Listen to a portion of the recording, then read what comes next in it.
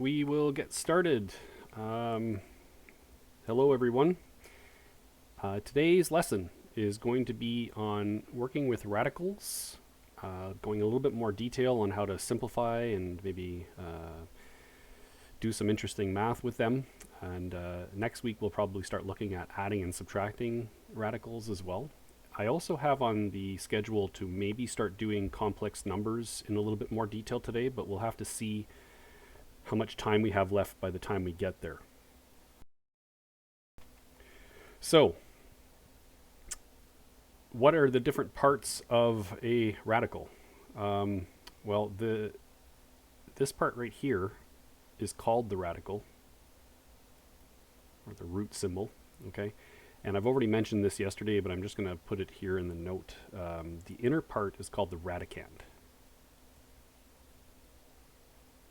And this part right here, which is technically a 2 in this case because it's a square root, is called the index. And the index can be different things, as we've seen recently. You can have cube roots and fourth roots and all kinds of different types of roots. You can talk about radicals as being entire or whole radicals, or you can talk about them as being mixed radicals. Okay, so this over here is a mixed radical because it has a number in front of the radical as well as the radical portion as well. This one is an entire or a whole radical because everything is underneath the radical here.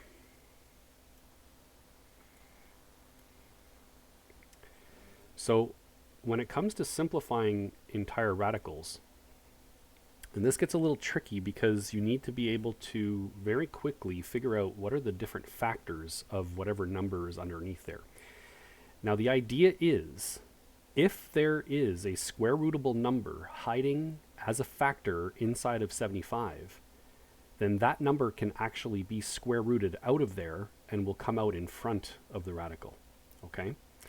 So how quickly can you break down 75 into different numbers, different factors, where one of them or both of them are square rootable?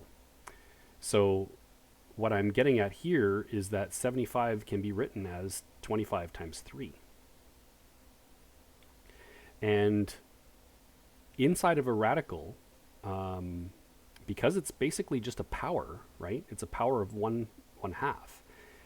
That means that radical is actually affecting the 25 and the 3 separately. So as a little bit of an aside here, I could write this as 25 times 3 to the 1/2, which means 25 to the 1/2 times 3 to the 1/2. So you can see with the power rule, which is coming in and affecting both of the factors inside the bracket, that both of those factors are separately affected by the root. So we can effectively write this, and I'm going to do it the long way just to show you exactly what's happening. We can break this up as two separate things, but the square root of 25 is 5 root 3. Now we're going to drop the plus or minus because we're not solving here. We're simplifying, and when we're simplifying, we normally don't put a plus or minus in front of the root. Okay? So we've had discussions about that before, and it is a little confusing. Sometimes I get confused as well, but usually if you're just simplifying a root or a radical, you will just use the positive version of it. Okay, let me just check my note here. So there is one a little bit below. So what would you do with this one? And it really becomes a situation where you have to, as quickly as possible, go through how can you break 72 down into different numbers, and you're trying to find one that's square rootable. So I mean, you're dividing by 2, you're dividing by 4. Now, dividing by 2 would only help if the answer, or if the other factor, was square rootable.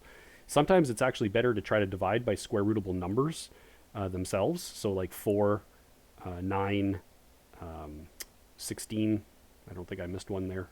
And numbers like that, because then you know that those numbers are going to be square rootable. But sometimes if you divide by 2, the factor will be square rootable. If you divide by 3, the other factor will be square rootable. So it's just a matter of trial and error here to see how quickly you can divide this one up.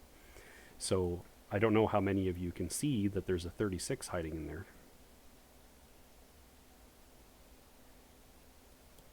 Okay, and now without showing the full steps anymore, we should be able to break this up into two things in our head: square root the 36, which gives 6, square root the 2, which does not give a nice number, so we just leave it as the square root of 2 like that. Okay.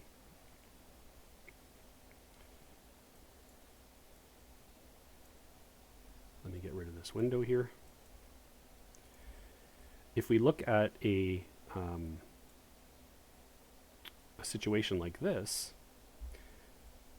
so here we have a number in front of the root already, but we still can break the inside of the root up into two numbers. So what I want to show here is, if I can just go back to this previous example for a second, that 36 jumped out of the root and got square rooted to become a 6. But what if there had been a number there already? Well, technically there was a number here. There was a 1 here. So that 6 came out and did what to that 1? Well, it multiplied that 1. So anything that's going to come out of this root has to join that 5 and multiply that 5. So I don't know if you've had the chance to figure out what the two numbers are going to be here that we're going to use. I can turn 27 into 9 times 3. And when I square root that 9, it's going to come out and join the 5. Okay, so I'm going to write it the long way for this one, but eventually I'm expecting you to be able to do this in your head. That square root of 9 becomes a 3 on the outside, and there happens to be a 3 left over from the inside. Okay, so I'm just making this arrow here because anytime there's two 3s, I'm always worried that students don't know which 3 I'm talking about. So just to make it absolutely clear, that 9 became square rooted to a 3 outside the bracket, and this 3 just continued on down. Okay, so what we end up with is 15 in the front and root 3 on the inside. And we're on our way to understanding how to simplify radicals. Okay, now the reverse is also possible. Could you rewrite this back into an entire radical? Okay, so in other words, could you bring the 4 back in? So if the 4 is going back in, we have to reverse what would have happened to bring it out.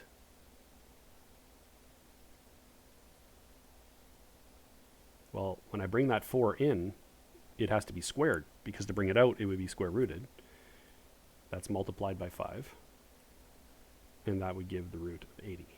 So you can go back and forth between those two forms. Normally we want to bring any numbers out, but it is possible to go the other way. Are there any questions so far?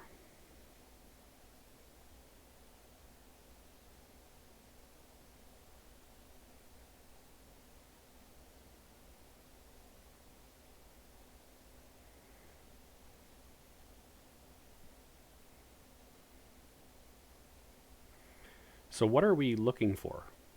What is the simplest form? Well, we're looking for no extra square rootable values in the root, and we're also looking for no roots in the denominator. And this is going to go back to a question that came up in a lesson the other day, where I was saying, if you have a scenario where you end up with, and I can't remember exactly the case, but it was something like, I don't know, I think it was something like this, and I was asking you to simplify it, and this even happened in your recent was it a radical to exponent entry card? Okay, and I was accepting both kinds of answers, but I was saying that normally you don't want to have a negative exponent in a final answer. So how do you deal with a situation like this where you have an exponent at the bottom, but it's ugly because it's in a fraction, right? And you have a negative exponent here, but we don't want negative exponents in our final answers. So how do we deal with this scenario so that we don't end up with a root in the bottom of a fraction? Well, let's take a look at this example here. So this is not technically in the proper format for a final answer, because if we look at the criteria for the simplest form, we don't want to have roots in the denominator. Well, there's a root in the denominator here. So there's a technique that was created in mathematics called rationalizing.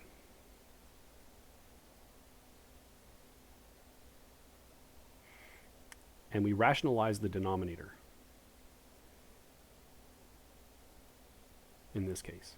So why do we call it rationalizing? Well, the word rational is any decimal number that can be written as whole number values in a fraction. So for instance, 0.5 can be written as 1/2. Okay? But root 2 is not a rational number because it's 1.41 and it continues on forever. Okay? So you can't write root 2 as a fraction of whole numbers like this. So it's not a rational number. And the same issue happens to be with 0.5 here. 0.5 doesn't root to a nice number. It's an irrational fraction, irrational decimal, sorry. So the reason we call it rationalizing is because we want to turn the root 5 into a number that is basically a whole number. And the easiest way to do that, and I'm going to do another aside here, is by remembering what happens when you multiply two roots that are the same to each other. Okay? Now, the long way of thinking of this is if you have two separate roots that are multiplying each other, well, that's the reverse of what we saw. I'm just going to go back up here. That's the reverse of what we saw in the very first example. In the very first example, we had one number under the root, we split it up into two, and we split it up into two separate roots. Well, if I go backwards, that means those two separate roots can multiply back inside of one root.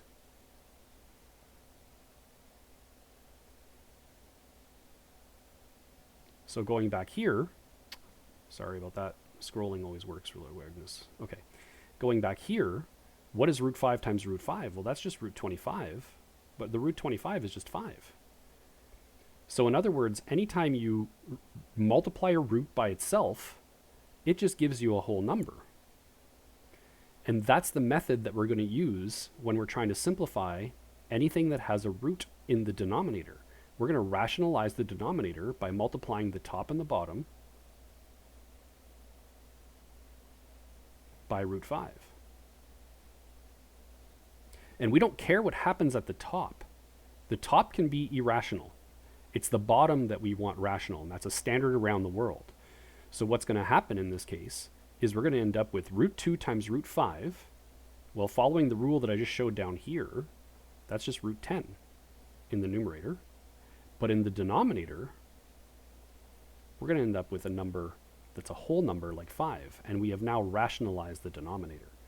So that fixes the issue that we were having the other day as to whether or not we should leave the x to the 1/2 at the bottom of the fraction, or if we should move it to the top of the fraction and make it equal to x to the negative 1/2. Well, in fact, neither of those answers is correct. This is the way we would have had to deal with it. We would have had to rationalize the denominator. So anytime you see a root in the bottom of a fraction, we're going to need to rationalize that to get it into the proper standard form that we see in the backs of the book when we look at the answers, and the standard form that any teacher is going to ask you to have these questions in as an answer. I'm sighing because I know of at least one exception to this rule, which we will see when we get into trigonometry. Okay, moving on. I'll pause here for a second. Does anybody need me to explain what happens when we're multiplying the top and the bottom by root 5 here in more detail? Does anybody need me to explain why we're doing that in more detail? I'll wait and see if I get any answers in chat.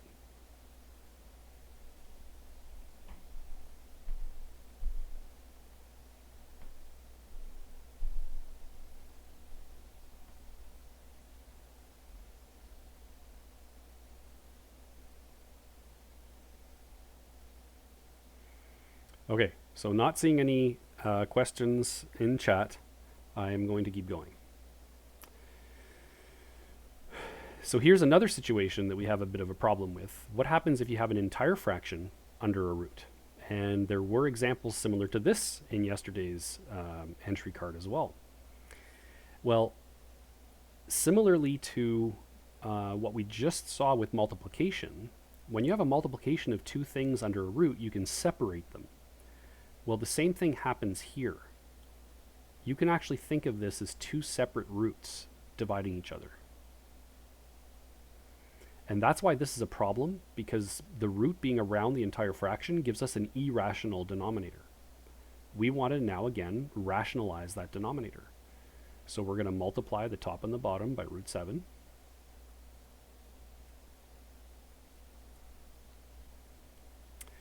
That gives us root 35 at the top, divided by what at the bottom? And this is the most important part of this. What happens to that bottom?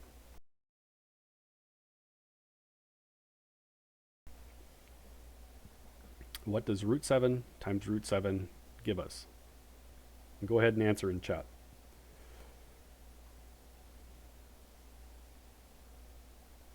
That is correct. Basically, the roots cancel out, and you end up with a 7. Or you can think of it as being the roots 49, which also just becomes 7.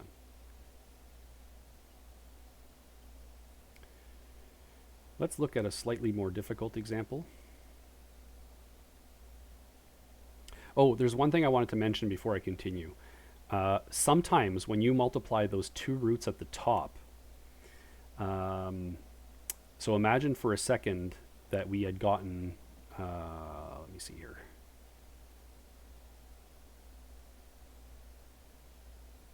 Imagine some magical case. Oops, went too far. Sorry. Imagine some magical case where in here we would have ended up with a 75 at this point. Okay, somehow we would have ended up with a 75 inside the root. Sometimes, yeah, or root 45. Thank you very much.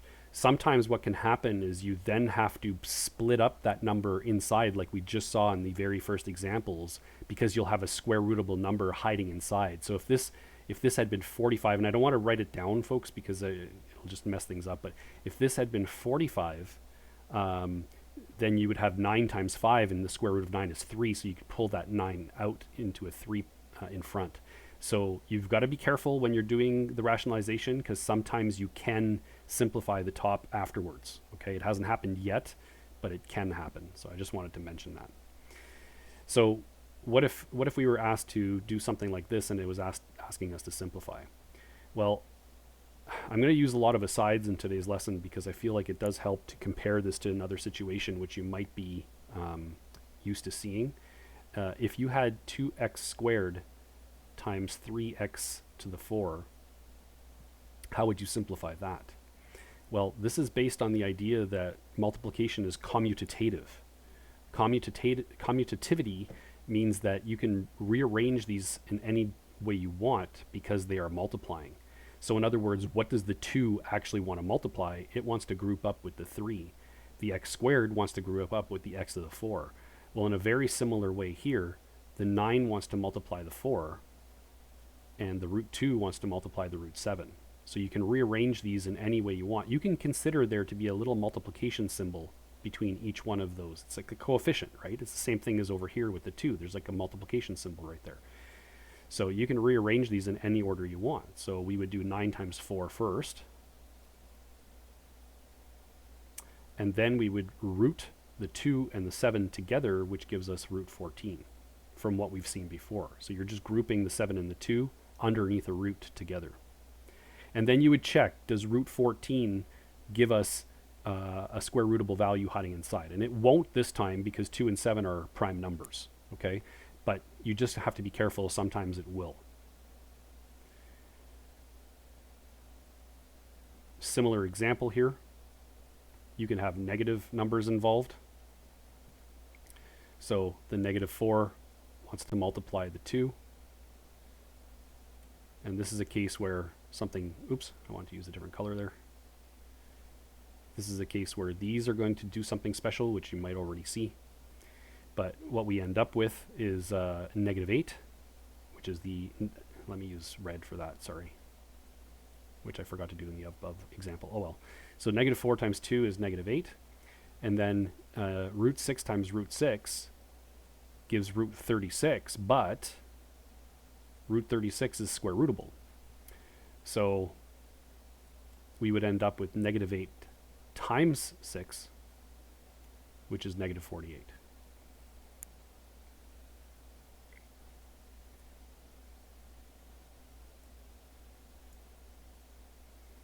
So that kind of thing can happen.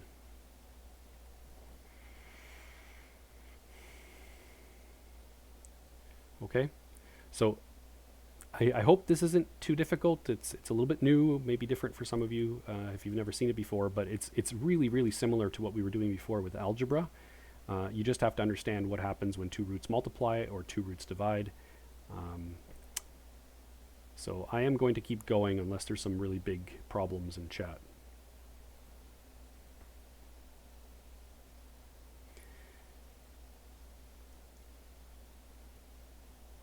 So what happens if I ask you to simplify this one?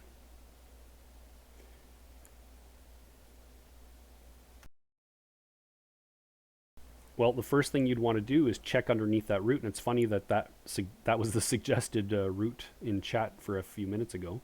Can root 45 be broken down into two things where something is square rootable? So I am going to show the long way still until you get comfortable with this. You can break 45 up into 9 times 5. 9 is square rootable. Square root of 9 is 3. What's the leftover inside? It's 5.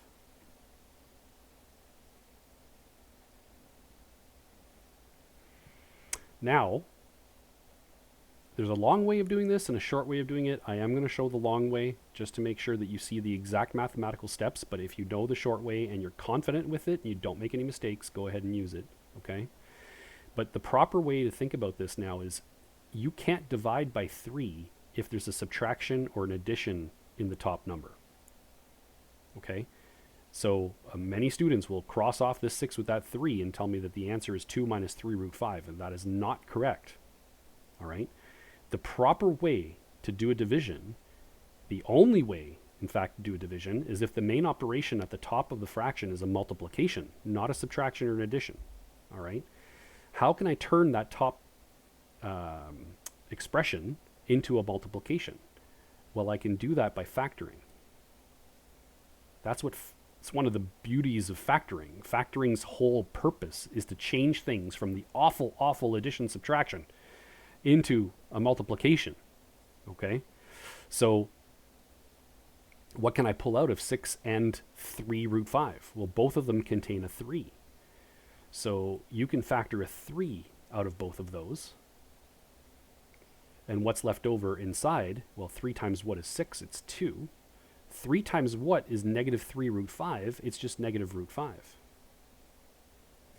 And all of that is divided by 3.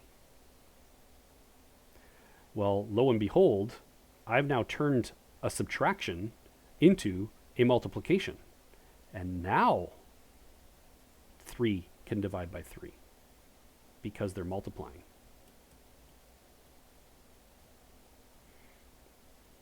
Okay? For those of you wondering what the shortcut was that I was talking about, if you understand what's happening, coming back to this line, that bottom 3 can be crossed off as long as you cross off every 3 in every term in the top or the numerator, okay? The 3 is not just dividing the 6. The 3 is also dividing the 3 root 5. And that's simply because it's a common denominator to both terms at the top. That's a lot to think about. If you can do it, great. If you can't, you have to factor it first and then tell me what the answer is when you cross them off.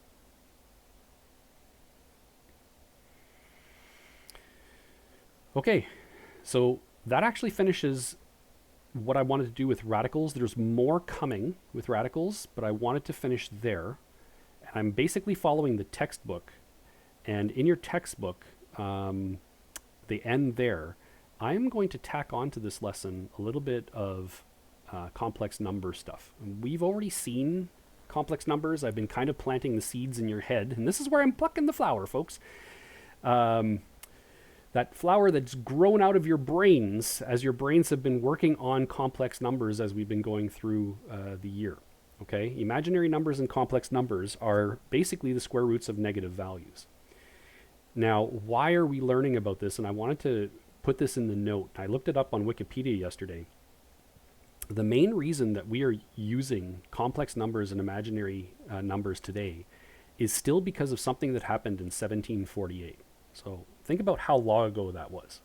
Okay. Now, this gentleman's name, I learned it in French. In French, we call him Euler. Supposedly in English, it's Euler. So I'm going to let you fight with your profs on that. But supposedly this guy's name is Leonhard Euler. Okay. And Leonhard Euler showed a very, very special relationship between trigonometry and exponentials. And that relationship is that cos theta plus I sine theta, where I is an imaginary number, the square root of negative 1, okay, is equal to e to the I theta. Now I cannot possibly explain to you the importance of this concept. I'm going to try. As you can see, I wrote that this is a university concept underneath here. I use this equation all the time in physics. 20 some years ago, which means I don't remember a lot of it anymore. But I remember it being extremely important. Now, why is it extremely important? Just hang on to this idea. What have I been saying about pluses and minuses over and over again? Pluses and minuses are evil. Okay? They are the worst operations to work with in math. If you can take an equation that has a plus or a minus and turn it into an exponential, it's an exponential without pluses and minuses. This is I can't even explain to you how much easier it is to deal with this type of equation that's an exponential over a trigonometric one. It is unfathomably easier. Okay? So, well, we haven't seen everything about trigonometry yet. You may only have a memory of trigonometry, meaning triangles. But later on this year, we're going to learn trigonometry can also be a graph of a wave. Okay? Well, how many things deal with waves in today's world? All of our communication, what you're hearing right now, are waves that are being transformed into digital information. Now, I happen to have fiber optics here in my house for my internet. That means it's then transformed into light beams, which are flashing, and that's being turned into a signal that you can then recognize and understand where you're sitting right now. That's all based on this formula. All of that stuff. Your cell phone communication, your radio technology, your TV technology, all of that stuff is based on this one equation. Okay? I'm assuming through the emphatic nature of my voice right now, you can understand how important I think this is. All right? And if you continue on into math and science, this, especially physics, this equation will become one of the most important equations that you will ever see because of how many things rely on it. 1748! Let that sink in. Anyway. So, for us, we're not going to be doing that equation. We're just going to be looking at negative numbers underneath roots. Okay? You need to start somewhere, folks. So, that's where we're starting. So, in general, if you have the square root of negative x, as I've shown before, we're going to write that as I squared x underneath the root, where I squared is equal to negative 1. And as soon as you do that, you can write the square root of negative x as I times the root of x. because the square root of I squared is I. It comes out in front of the root, and the x stays where it is. So you can't see it right now, but my technology is starting to fail on me, and I don't know why. Hopefully, I'll be able to keep going. It might be because the battery's dying on my tablet, but we'll see. Okay, so, oops, I skipped too many slides there. So here's where we're starting with this. If you see, and we've already encountered this, I have shown it to you before, so I hope I don't have to go too slowly here. If you see the square root of negative 25, what will that become? Well, this one's a little bit tricky because actually 25 is square rootable as well. Okay, so I'm going to show it in a couple of steps. The first thing we would do is take that negative, turn it into I squared, and then square root I squared to give us an I out in front. But then you'd have to square root 25. Now the proper way to write that answer, because letters are usually written after a numerical coefficient, would be 5i. Okay? And this is called an imaginary number.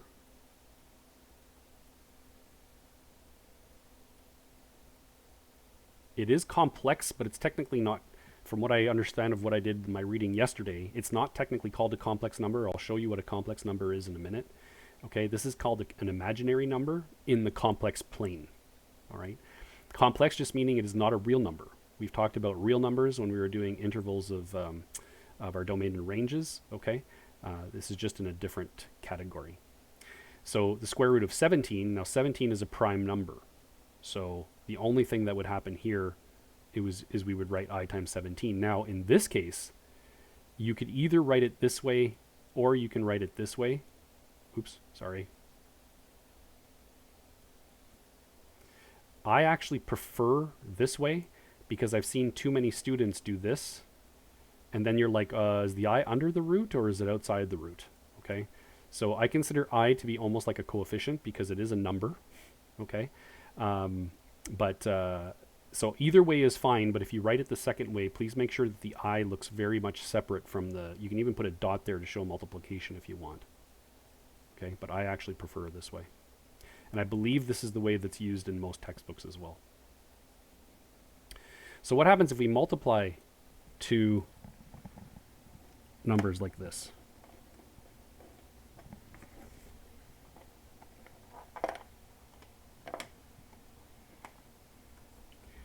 Sorry, folks. I'm going to try to plug in my tablet and see if I can save myself some heartache. I don't know if this is going to fix things, but we'll see.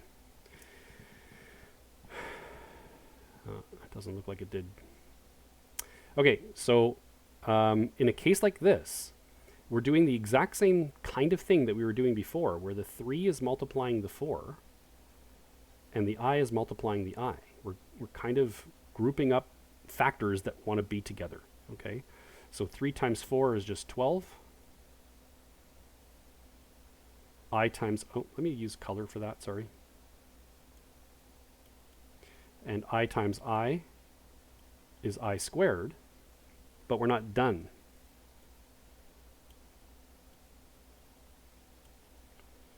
I'm having trouble with my tech. I squared, as we saw earlier, is equal to -1. So what's interesting is when you multiply two numbers that are imaginary, sometimes your answer is real. Okay? So 12 times I squared gives you -12. Because I squared is equal to -1. So one thing I do want to mention here is please be careful when selecting variables to represent certain quantities.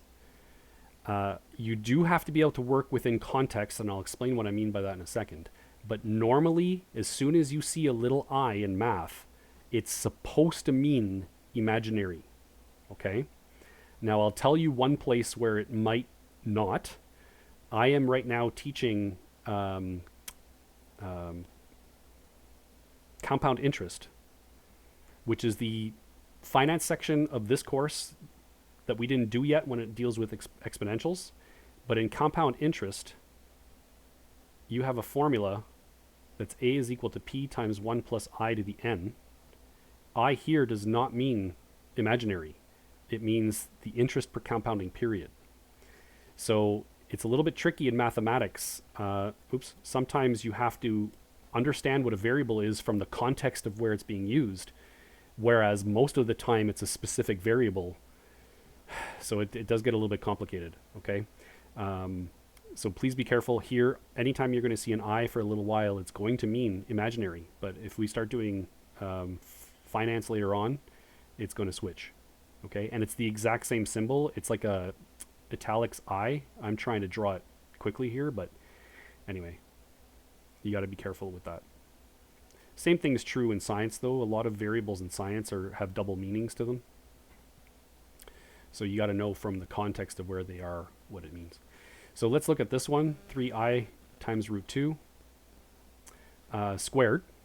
So basically we're squaring each part of this, okay? So this is going to be 9 I squared and 2, okay? Because we're squaring each part. Each one has a power, all right? So it's going to be 3 to the 2, I to the 2, and root 2 to the 2. Well, root 2 to the 2 is just 2. I don't know if you can see my cursor jumping all over my screen here. I might have to go to a mouse at some point. Okay, I'm getting tired of that. I'm going to go to my mouse. That means my writing's not going to be quite as nice, folks. But so we end up with 3 times negative 1 times 2. Oh, sorry.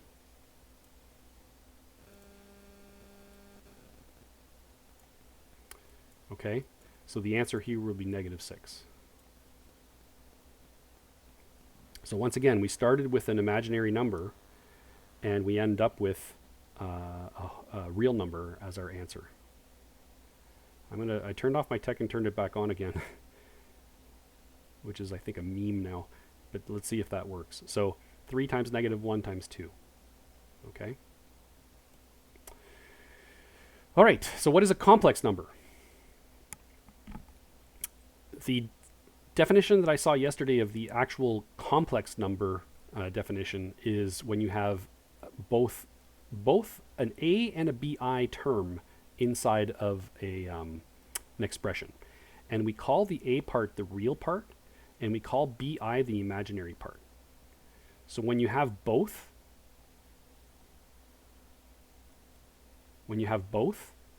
added together or subtracted together, that is what they call a complex number. Okay.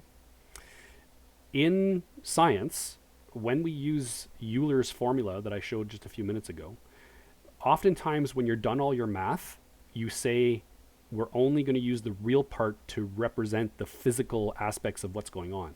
The imaginary part takes place because, as we've just seen, sometimes imaginary values become real. Okay, like here.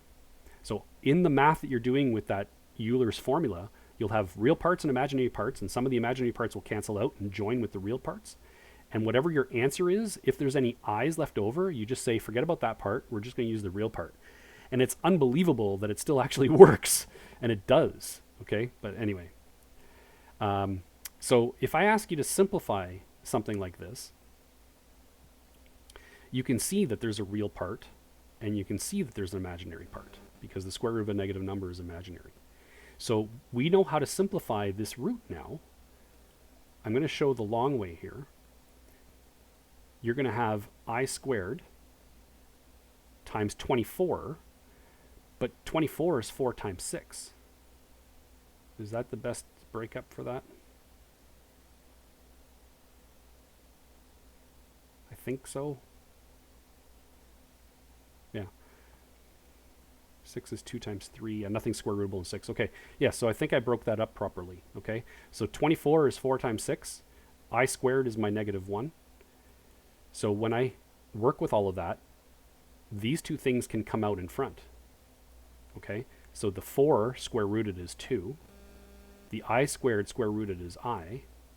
And we're going to be left with a root 6 inside that bracket. And that is the simplified version of that expression.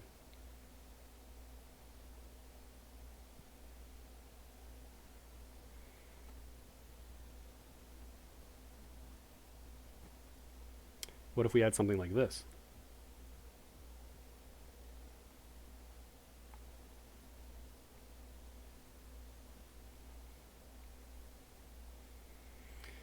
So here's the real part of the complex number. Now, anytime I see a negative, folks, I don't write the I squared anymore inside. I'll just go and write the I on the outside, because I know the negative sign is going to jump out and become an I. Okay? 32, and I'm going to do this in multiple steps again just so you see exactly what's happening. And I hope that that little step now is going to become part of your, set of skills. Okay? Anytime you see a negative under a root, just pull it out and put an I in front of the root. Okay? Can you quickly break 32 down? 32, we might have seen that number already. I think we did as one of our first examples. Just testing you here. Can you break 32 down quickly into 16 times 2? So this looks very, very similar to one of the examples we did above where we had a fraction like this, okay? What's going to come out in front? Root 16 is 4. The I is still there. The only thing left over in that root is the 2. Can you see how we can factor a 2 out of there? And I'm going to leave that one up to you to finish, along with whatever homework I'm going to give tonight. Okay? So that is the end of today's lesson. I'm just going to stop recording. So I'm going to say bye for the recording.